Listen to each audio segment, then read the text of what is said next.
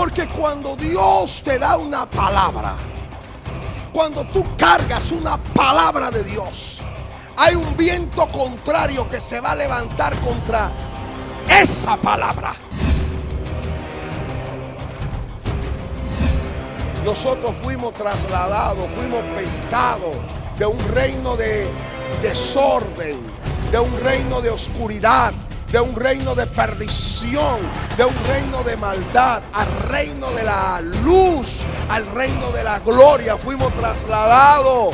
Las redes del amor de Cristo nos atraparon y nos trajo a su casa, nos salvó, nos restauró, nos rescató. Fuimos pescados por su amor.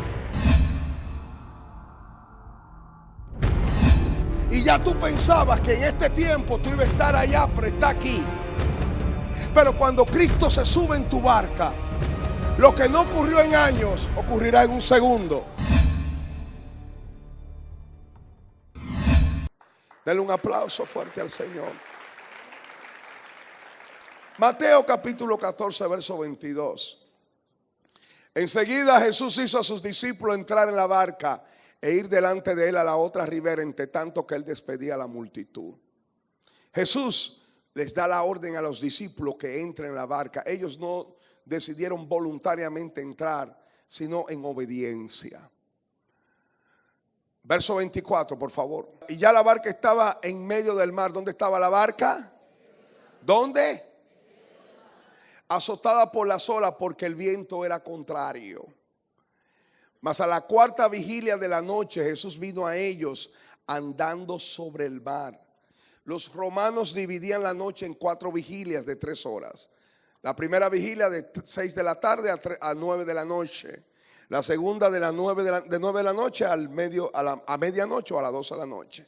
La tercera vigilia era de las 12 de la noche a las 3 de la mañana. La cuarta vigilia, 3 de la mañana a 6 de la mañana.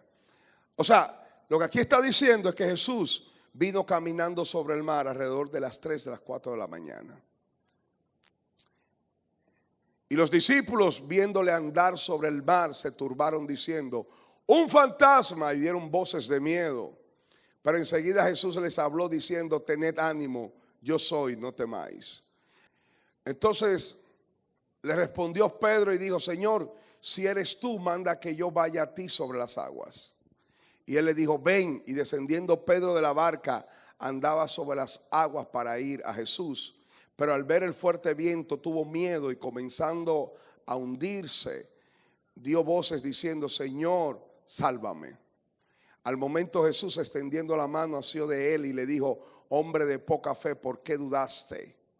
Y cuando ellos subieron en la barca, se calmó el viento. Entonces los que estaban en la barca vinieron y le adoraron diciendo: verdaderamente eres Hijo de Dios. En el libro de Marcos, en el Evangelio de Marcos, capítulo 6, verso 45, nos dice el lugar, el destino donde ellos estaban navegando, ¿no? Dice: enseguida hizo a sus discípulos. Estos son pasajes paralelos. Cada evangelio, como trata de la misma historia del ministerio y de la vida de Jesús, tiene pasajes que llamamos paralelos. Enseguida hizo Jesús a sus discípulos entrar en la barca. Otra vez era orden, era voluntad de Jesús que ellos entraran a la barca y se la adelantara, e ir delante de él a Betsaida. Diga Betsaida. En la otra ribera, entre tanto que él despedía a la multitud. En el Evangelio de Marcos, el Evangelio de Juan, nos da datos adicionales. Juan capítulo 6, verso 16, por favor. Dice: al anochecer descendieron sus discípulos al mar, y entrando en una barca iban cruzando el mar hacia Capernaum. En Marcos habla de Betsaida, aquí dice Capernaum porque Capernaum es camino a Betsaida, pero era dirección a Capernaum. Es como yo decir: voy para la ciudad capital, pero paso por Bonao, ¿no? Yo crucé el mar de Galilea, hice el mismo trayecto que hicieron los discípulos. Salimos de Tiberias, del lugar donde supuestamente hubo la multiplicación de los panes y los peces, y fuimos hacia ese lugar. Lo único que me faltó fue ver a Jesús caminando sobre las aguas. pero hicimos en la misma trayectoria. Y entrando en una barca, iban cruzando el mar hacia Capernaum y estaba ya oscuro y Jesús no había venido a ellos. Y se levantó el mar con un gran viento que soplaba. Cuando habían remado como 25 o 30 estadios, un estadio es 180 metros, o sea, más o menos 5 kilómetros. Como el lago tiene un diámetro de 12 kilómetros, y el libro de Mateo habla de que ellos estaban en el medio del mar, ¿no?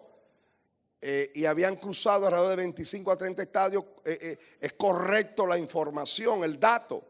Estaban en el medio del mar. Había más o menos, el diámetro mayor son 12 kilómetros y habían recorrido alrededor de 5 kilómetros y medio.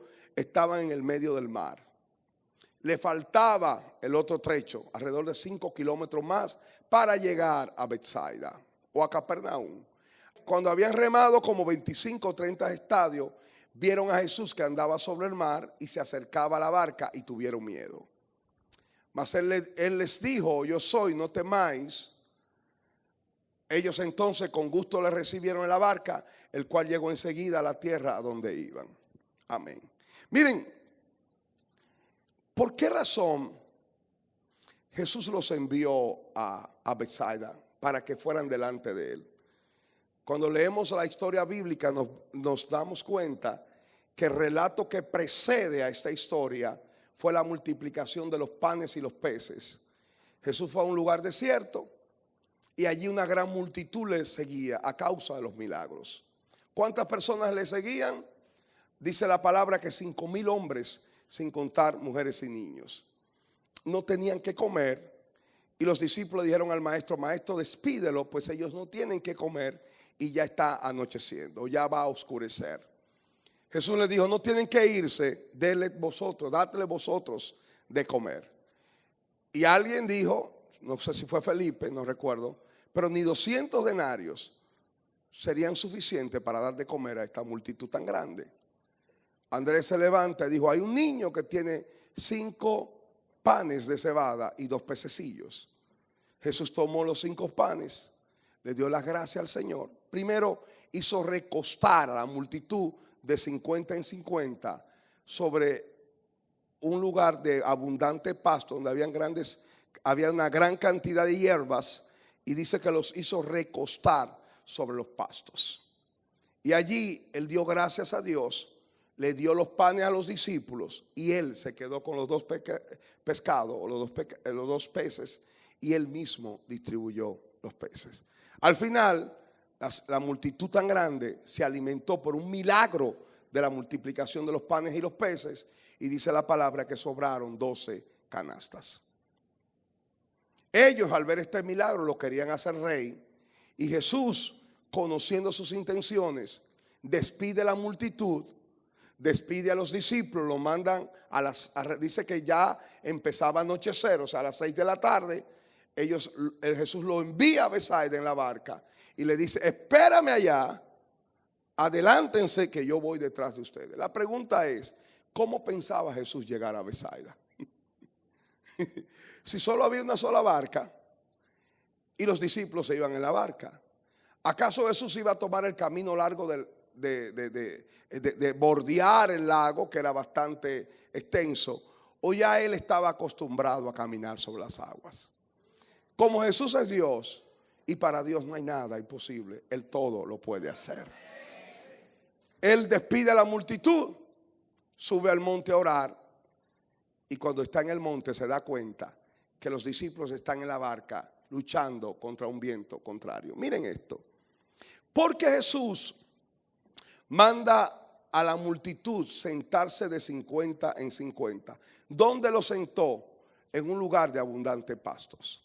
Jesús es el buen pastor, y la Biblia dice que Él nos hará descansar en lugares de abundante pastos. Él es quien te hace descansar en medio de la escasez, en medio de las vicisitudes. Él es quien me hace descansar. Dios no puede obrar un milagro hasta que tú no aprendas a reposar en Cristo. Dios no puede multiplicar hasta que nosotros no aprendamos a confiar. Reposar significa confiar. Por eso dice la palabra en Isaías: en reposo, en quietud será vuestra salvación. En descanso y en confianza será vuestra fortaleza. Y no quisisteis. Dios no puede obrar hasta que tú no te sientes y reposa en Él y confía que Él lo puede hacer.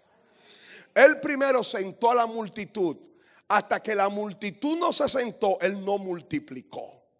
Dios no puede hacer el milagro de la multiplicación hasta que la multitud y hasta que el hombre no aprenda a confiar, a reposar y a creer que Él lo puede hacer.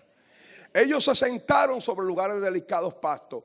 ¿En cuánto se sentaron? En 50 personas aquí, 50 personas allá, 50 personas aquí. ¿Por qué el número 50?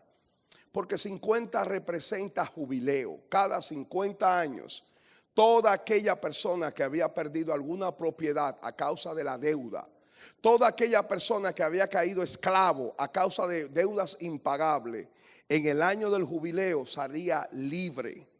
Su deuda era condonada y podía volver, las propiedades perdidas volvían al dueño original. Era el año de la alegría, el año de la redención, el año de la libertad, el año del jubileo.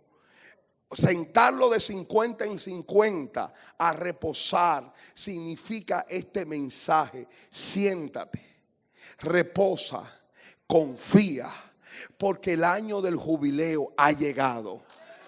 Jesús dijo: el Espíritu de Dios está sobre mí. Algunos están diciendo: señores, estamos en el año del jubileo. ¿Por qué tú dices eso? No, porque según este año 5777 del calendario judío, este es el año 50, año de jubileo. Dice: estás errado, ya tú no vives bajo la ley.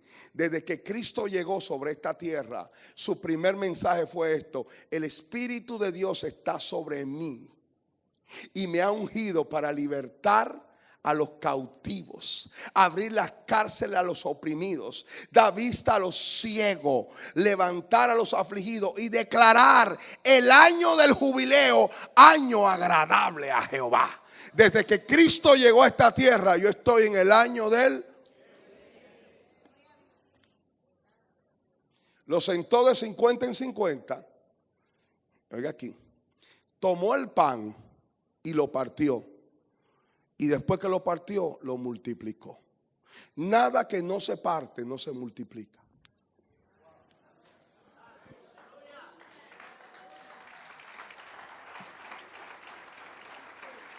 No voy a seguir, pero oigan esto. Les dio los panes a los discípulos, pero Él se quedó con los 2 peces. ¿Cuántos panes eran? 5. 5 representa favor. 5 representa la gracia. Los discípulos tienen la responsabilidad de tomar el pan del favor y de la gracia de la mano del maestro y darlo a la multitud. El pan representa el mensaje, representa la palabra, representa a Cristo. La responsabilidad de los ministros es impartir el mensaje tal como se recibió de las manos del maestro. Tú no puedes, en el trayecto de recibir el pan de la mano del maestro, contaminar el pan con religión, con tradición. Hay que dar el pan tal como se recibió de las manos. No podemos contaminarlo con levadura. El pan hay que darlo tal como se recibe. Él no le dio los peces porque los peces representan las almas de los hijos que pertenecen al reino y que van a volver a la casa. Recuerden cuando Pedro tuvo aquella pesca milagrosa, que Jesús le dijo: desde hoy ya no serás pescadores o pescador de peces, sino pescador de alma.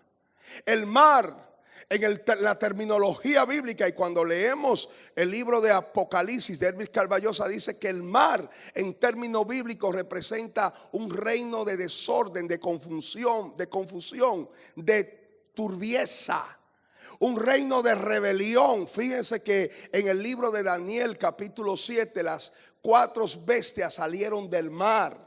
Y en Apocalipsis capítulo 21 habla que en la nueva creación no habrá mar, porque el mar en terminología bíblica representa lo turbio, lo oscuro, las tinieblas, el desorden, la rebeldía.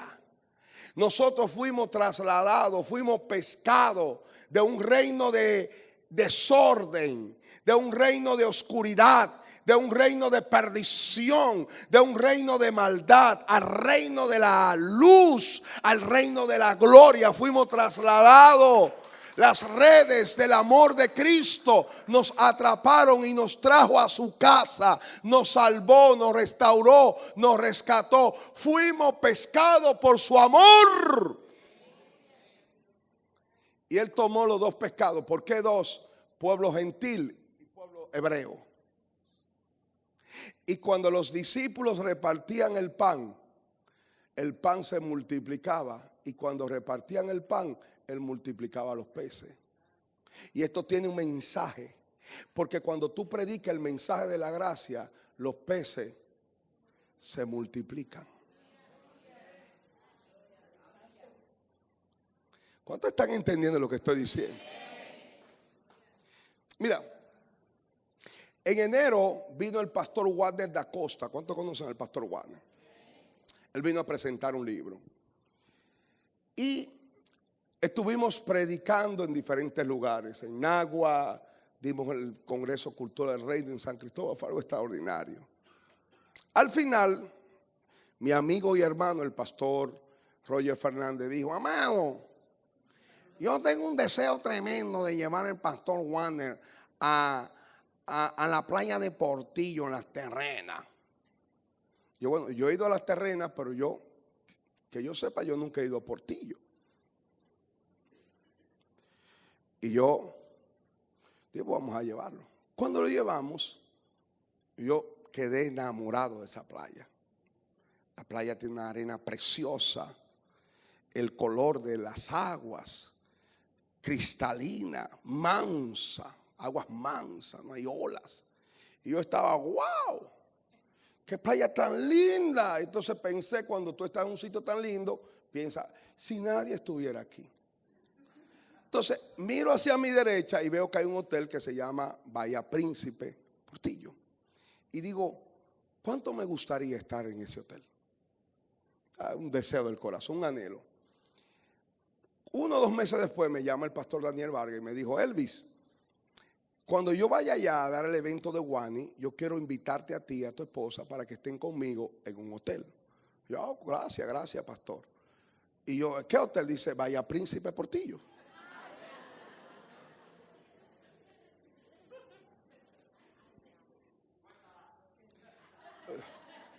A mí me pasa que yo deseo las cosas y Dios me las.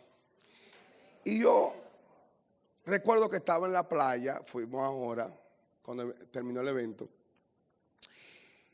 Y me encantan las playas, los deditos se me veían así porque es bien cristalina, el agua es mansa, parece una piscina natural. Y mi esposa hace así, ve a unos norteamericanos que están buceando y viendo unos peces, porque hay muchos peces, pero yo no veía ni un pececito. Yo quería ver los peces de colores, amarillo, todos esos tipos de colores. Y ella dice, espérate, yo sé lo que voy a hacer. Y ella sale, va a un restaurante que siempre está en las orillas, que dan hamburgues, pizza, esas cosas. Y toma 2 trozos de pan y lo trae. Y yo, ¿y para qué tú traes tanto pan? Dice, ten, pero no te lo comas, que te conozco. Eso es para los peces. Y cuando empezamos a echar el pan, el lugar se llenó de todo tipo de peces. Donde hay pan,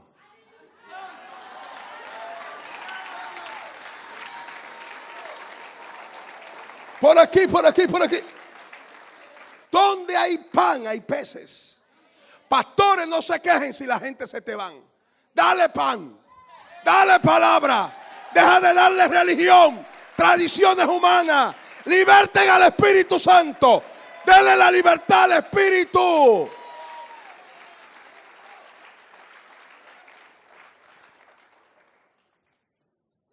Cuando los discípulos distribuyen pan, los peces se multiplican. Se multiplicaron los peces y se recogieron 12 canastas después.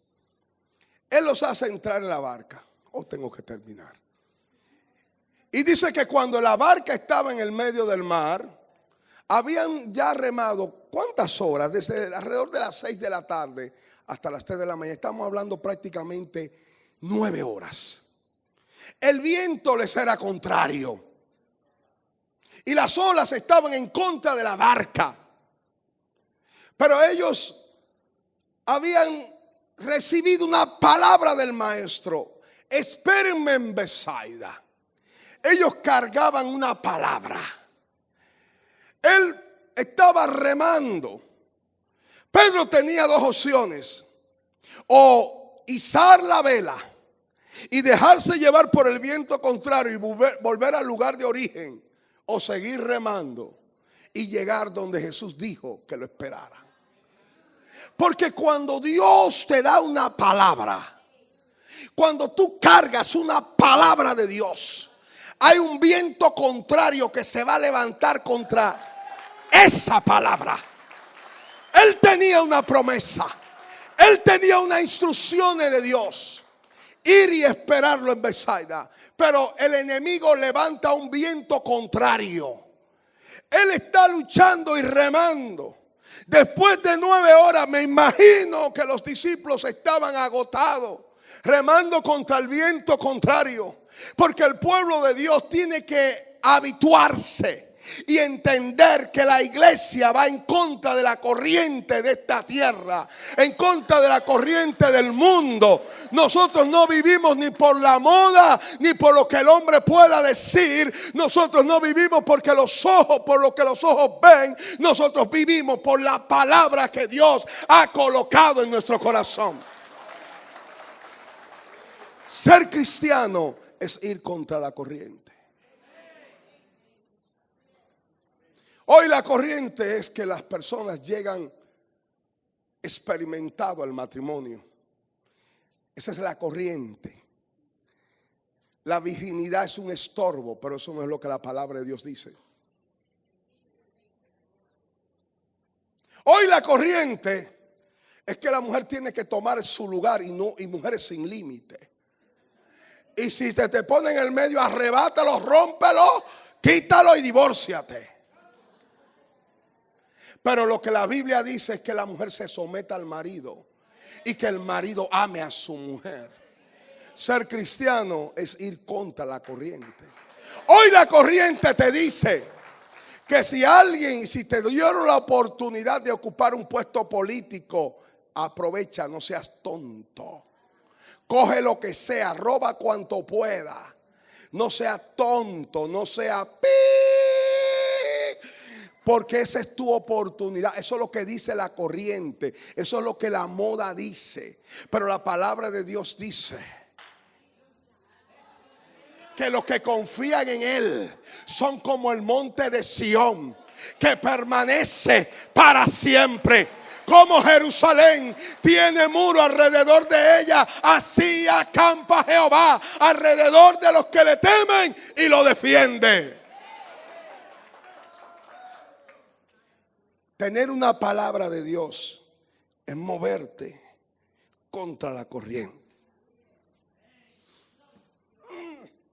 Ramen, ramen, ramen, ramen, ramen, más, más.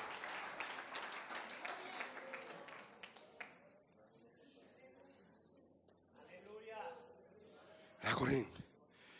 Recuerdo cuando estaba en el colegio. Estábamos en un examen y alguien me está punchando por atrás. Helvi, la pregunta 5, ¿cuál es? Yo soy cristiano. ¿Qué cristiano? Dime. Me voy a quemar. Tomó un compás.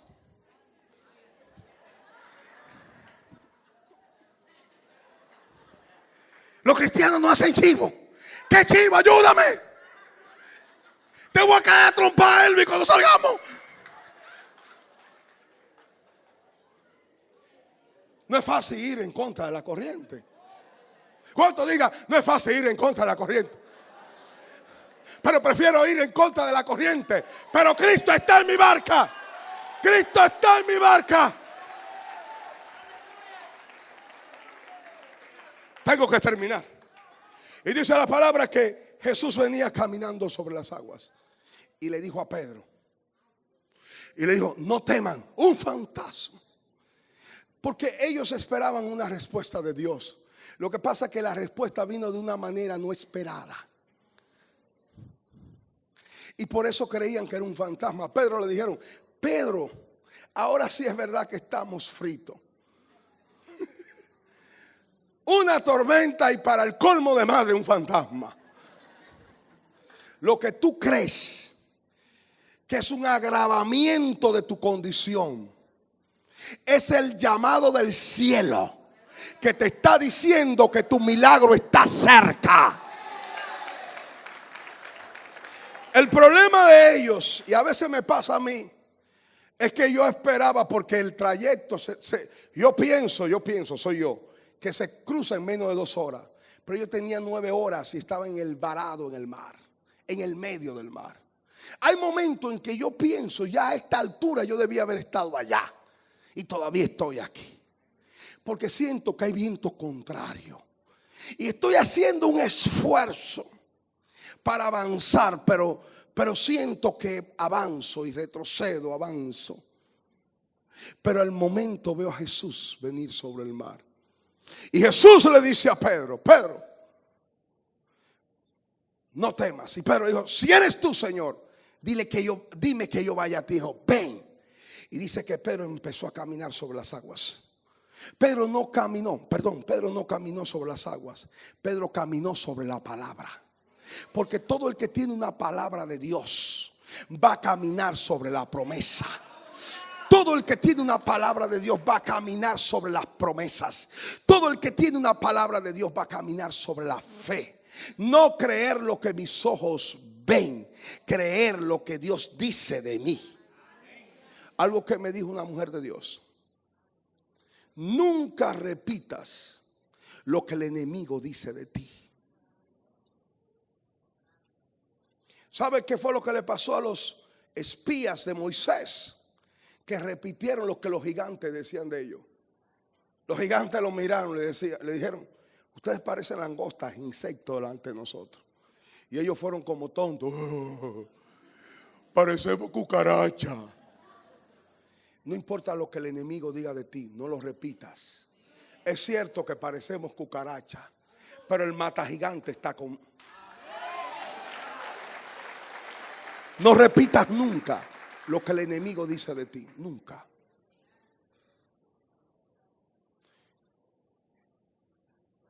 Y Pedro caminó sobre las aguas, pero dice que al ver los fuertes vientos, dudó en su corazón y empezó a hundirse. La confianza en la palabra que Dios me ha dado, en que si Jesús caminó, yo puedo caminar. La manifestación del poder de Dios, la manifestación de la sobrenaturalidad de Dios, acompaña la palabra que Él ha colocado en mi corazón. La manifestación de sus milagros, para que nuestra fe no esté fundamentada en palabras persuasivas de humana sabiduría, sino en el poder de Dios. Y quiero terminar con esto. En el libro de Juan, capítulo 6, verso 21, dice, entonces ellos con gusto le recibieron en la barca, la cual llegó enseguida a la tierra donde iban. Mira esto.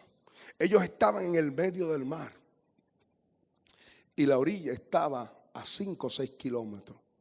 Cuando Jesús entró en la barca, llegaron. Dicen los comentaristas que los discípulos fueron traspuestos, como fue traspuesto Felipe. Toda la barca, cuando Jesús subió encima de la barca, inmediatamente, la palabra ahí es inmediatamente, en el mismo momento, llegaron a la orilla. Porque es posible que tú has estado varado en el tiempo, porque hay una transición en su vida que aún no se ha realizado. Y tú sabes que está en una transición. Y tú sabes que va a llegar, pero ¿cuándo va a llegar? Y ya tú pensabas que en este tiempo tú ibas a estar allá, pero está aquí. Pero cuando Cristo se sube en tu barca, lo que no ocurrió en años, ocurrirá en un segundo. Lo que no ocurrió en mucho tiempo, ocurrirá inmediatamente. La resistencia es larga, pero el milagro es inmediato. La palabra de Dios dice que José duró muchos años en dificultades, en transiciones, pero cuando lo mandaron a llamar a la presencia del faraón, dice la palabra que él se cambió su ropa y se afeitó apresuradamente. Tu restauración va a ser apresurada.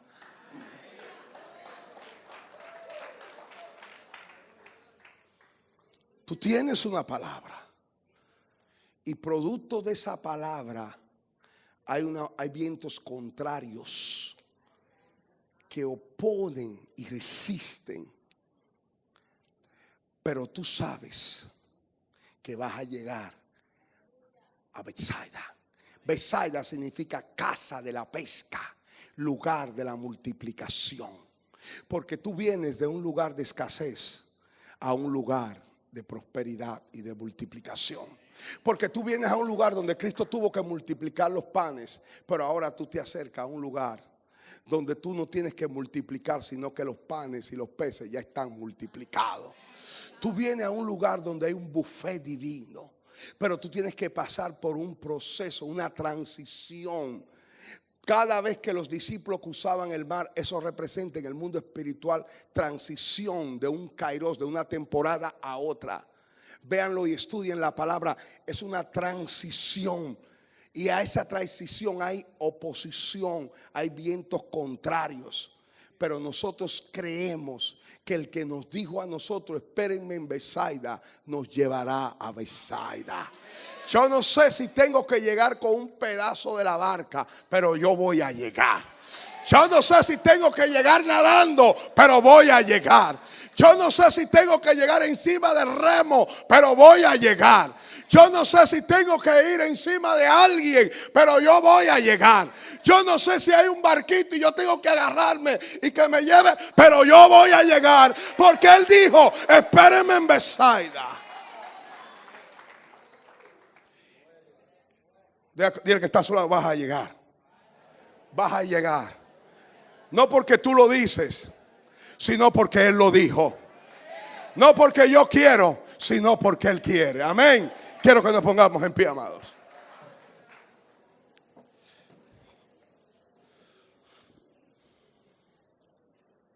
Una palabra de fe. Una palabra de aliento. Pedro y los discípulos posiblemente estaban planificando y decía, salimos a las 6, llegamos a las 8. Pedro, como la casa tuya está ahí mismo en Capernaum, que es al lado de Betsaida, dale una llamadita por el celular, que nos preparen un sancocho. A tu suegra, dile que nos prepare allá, que vamos a comer, que llegamos más o menos como de 8 a 9 allá. Un sancochito de 3 carnes, 4 carnes. Y llamen al hermano Tito para que lo haga. Esos eran los planes. ¿Cuántas veces estamos haciendo planes y no contamos con los vientos contrarios? Todavía eran las 3 de la mañana y estaban en el medio del mar. Se olvidó el sancocho. Pero si Cristo está en mi barca, tu vida no va a colapsar. Tu vida no va a ser destruida, porque Cristo dijo que tú vas a llegar a Bethsaida. Oye, yo quiero decirte que el cielo y la tierra pasará, pero su palabra no pasará. Su palabra no pasará. Yo decido creer a Jesús. Yo decido de creer a Jesús. A Dios nosotros no lo impresionamos con nuestras obras. A Dios tú no lo impresionas con tu elocuencia, con tu inteligencia. Lo único que impacta el corazón de Dios es nuestra fe. Sin fe es imposible agradar a Dios. Porque el que se acerca tiene que creer que le hay.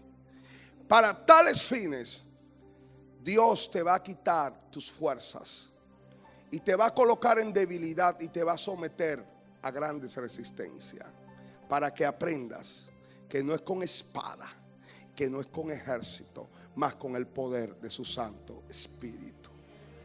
Tú vas a fallar muchas veces donde tú eres más fuerte. Si alguien podía resolver esa situación, era Pedro. Él era pescador. Él había pescado toda una vida en ese lugar. Él sabía lo que tenía que hacer, pero estaba varado en medio del mar hasta que Cristo llegó. Yo puedo decir que lo que vamos a hacer, que a donde vamos a llegar, no es con nuestras fuerzas, no es con nuestra inteligencia, no es con nuestros méritos, mucho menos con nuestras capacidades, más con el poder de su Santo Espíritu. Porque hasta que Él no llegó a la barca no llegó. Hasta que Cristo no llegue, nadie llega. Prefiero llegar tarde con Él que llegar temprano sin Él. Si Cristo no está en la cena, no hay cena. Si Cristo no está en la fiesta, no hay fiesta. Yo quiero llegar en el tiempo de Él. Aleluya. Aquí hay personas que sienten que el tiempo ha pasado. Y muchas veces nos sentimos frustrados cuando en este tiempo nosotros planificamos estar en un lugar cuando estamos en otro lugar. Queríamos estar en la orilla, pero estamos en el medio del mar. Y peor aún, seguimos luchando con nuestras fuerzas y no avanzamos. Pero yo quiero decirte en esta palabra, esta tarde, que cuando Cristo entre a tu barca, en el tiempo señalado de Dios, lo que tú no lograste en años, lo logrará en días. Apresuradamente. Apresuradamente. Apresuradamente.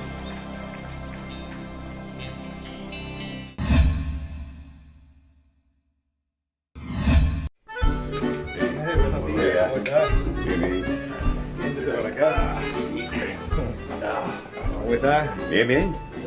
¿El cortecito de siempre? Sí, es de siempre. Muy bien. Uno así como el tuyo. Excelente. La familia, trabajo. Todo el mundo bien, gracias a Dios. Muy bien. Muy bien. Por aquí un poquito.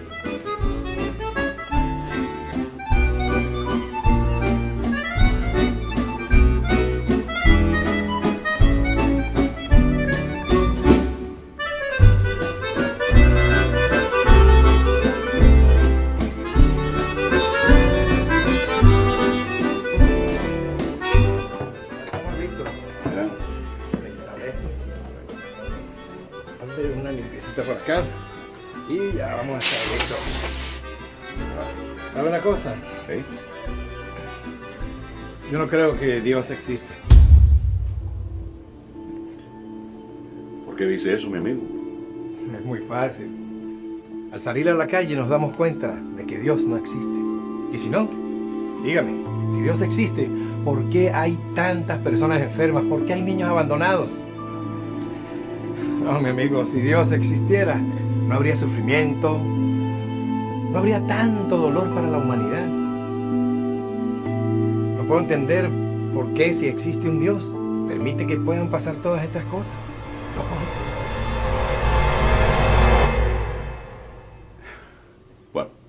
Que tenga buen Hasta día. la próxima. Hasta luego, señor Luis. Lo propio.